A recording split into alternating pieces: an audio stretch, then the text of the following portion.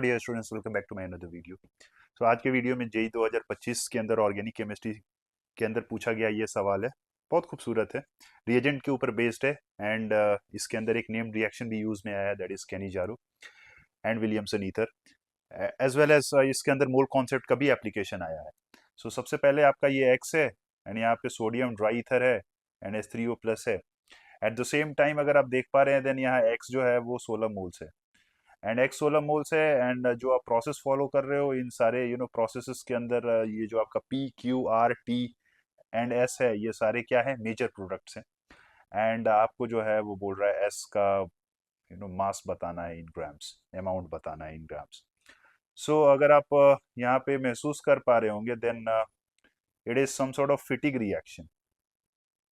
ठीक है, आपको रेडिकल बना के डाइमराइज कराना होगा, आपको इसका 2 मोल लेना होगा। एंड यहाँ पे ये जो साइक्लिक वाला पार्ट है, ओके, आप वो साइक्लिक वाला पार्ट को एज सच रहने दीजिए।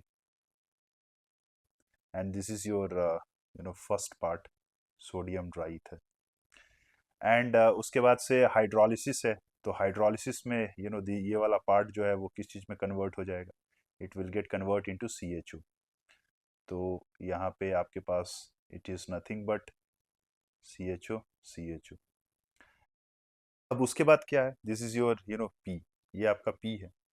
एंड ये बोल रहा था 100% यील्ड है। सो पी के अगर मोल्स की बात करने के लिए जाओगे देन आप साफ साफ देख लो यार, इसके 2 मोल से आपका 1 मोल पी बन रहा है। देन 16 मोल से कितना मोल पी बनेगा, आंसर वुड बी 8 मोल्स। सो ये जो है वो पी वो 8 मोल्स है। एनीवेज ये मोल्स के बारे में हम लोग बाद में देख लेंगे, पहले जो है वो प्रोडक्ट लिख लो आप। उसके बाद से है NaOH डेल्टा H3O प्लस। मतलब NaOH डेल्टा का मतलब क्या हो गया, ये केनिजारो रिएक्शन है। कौन सा केनिजारो है, इंट्रामोलिकुलर केनिजारो। मतलब एक CHO को आप ऑक्सीडाइज करो और दूसरे वाले को रिड्यूस करो। सो अगर आप करने जाओगे then you will be finding की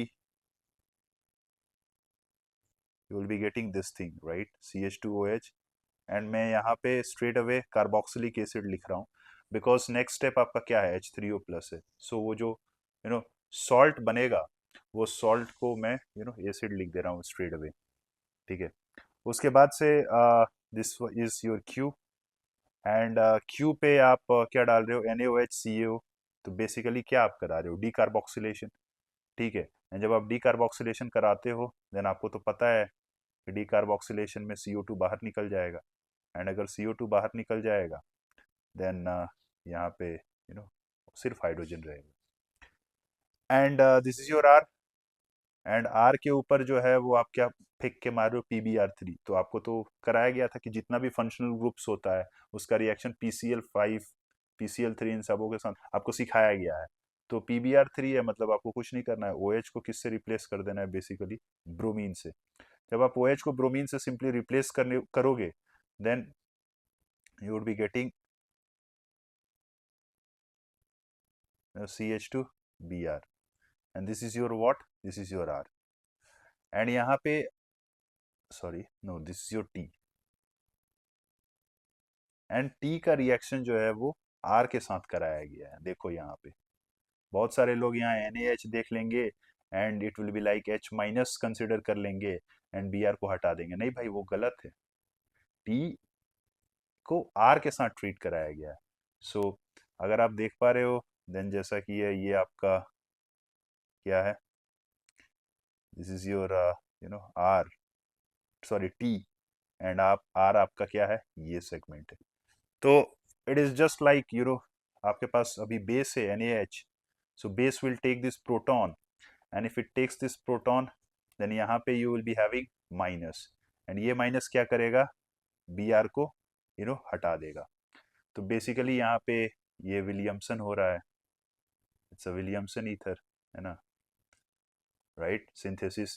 एंड अगर वो विलियमसन ईथर है देन आपका प्रोडक्ट क्या बनेगा, you will be getting your product to be like this thing,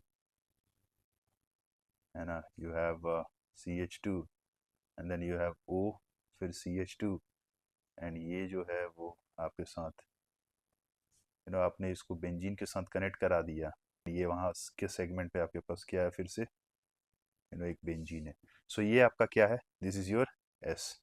and अगर आप यील्ड की बात कर रहे थे, यहाँ पे अगर आप देखोगे ये 50 है, 50 है, 50 है एंड 50 है। So if I talk about my P के मोल्स, देन पी का मोल्स मैंने शुरू में ही कंक्लूड कर दिया था कि वो 8 मोल है। अगर पी 8 मोल है दोस्त, तो क्यू कितना मोल हो जाएगा बोलो? 4 मोल। एंड अगर क्यू 4 मोल होगा, देन आर कितना मोल होगा? 2 मोल। एंड अगर आर 2 मोल होगा, ठीक है, तो टी कितना मोल होगा? 1 मोल। एंड अगर टी 1 मोल होगा तो एस कितना मोल होगा बोलो? It would be like 0.5 mole. And now यहाँ पे जैसा कि आपको ये कंपाउंड दिख गया है, it will be like C26H22O आएगा। स्ट्रेट अवे जो है आप इसका जो है मॉलिक्यूलर मास आप कैलकुलेट कर लेना। एंड जब आप कैलकुलेट करोगे देन इसका मॉलिक्यूलर मास 350 ग्राम निकल कर आएगा। एंड अगर मॉलिक्यूलर मास 350 ग्राम है 1 मोल के लिए, देन 0.5 मोल के लिए कितना होगा? द आंसर इज 175 ग्राम। आप ये जो मॉलिक्यूलर मास निकल कर आया है, इसको आप क्रॉस वेरीफाई भी कर लेना with respect to degree of unsaturation. So अगर आप डिग्री ऑफ अनसेचुरेशन निकालने के लिए जाओगे, देन 26 कार्बन का कॉरस्पॉन्डिंग एल्केन क्या होगा? It would be like C26H 54, right?